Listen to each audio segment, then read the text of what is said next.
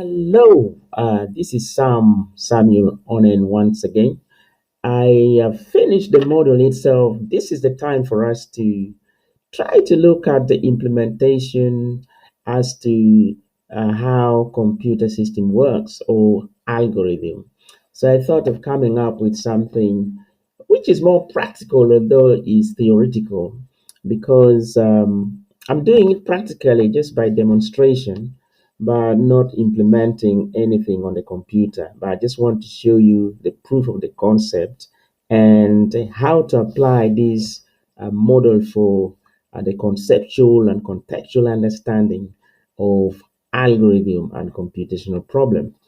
So just going to write the model here once again. We model problem A to be in the subspace and then the expected solution in another subspace.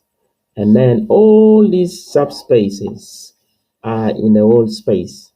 So we want to find a way of how to get from the problem to the expected solution.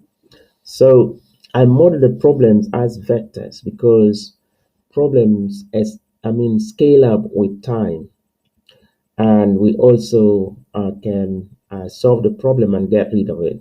So the problems are modeled as vectors. So I'm not going to demonstrate here. If you have watched my video, everything is there. I'm just trying to give us a summary to guide us in our demonstration. So this is the subspace for the problem space, and this is the subspace for the solution space. So this problem is about what we want to do. And this problem here is also about what we want to get and why we want to get. So a business owner or stakeholders may have a good idea of what they want to make money. You see, the reason is to make money, and what they want, they know it. And they know what the problem is, but they don't know how to get from A to B. And that, my friend, is where we need to come in with our own algorithm to provide the solution to the problem. So we say the solution is new, which is basically full of functions that will transform A to the problem solutions to the solution, transform A to the solution. So we also I've also indicated that for any problem, there must be the solution for it. There must be absolute solution for it. But at the same time, we expect we expect the solution. We have a rough idea of how the solution will be. So final solution will now be B times A inverse or A prime. So this is the model for our computational and contextual and conceptual understanding of the problems and algorithm. So we are going to dwell on this model here throughout to show how we can apply this in software engineering. Remember, we are going to model this problem space, this problem A, as what the system should do, because this one is basically the requirements. And B is the expected result from here. The reason for that, for B, is well known to the stakeholders because they want to make money.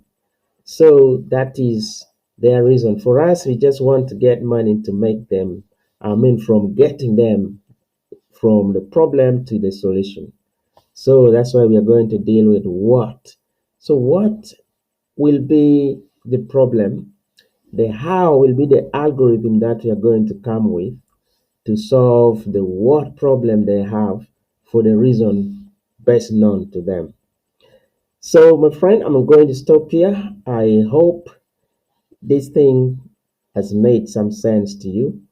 Remember, the what will be the requirements for the system, and the how will be the algorithm that we will come with, which is full of functions to work on this problem so that we can get the desired solution, uh, the expected results according to the stakeholders' expectation of what they want in order to make them be rich, because the reason for that is that they want to make some money.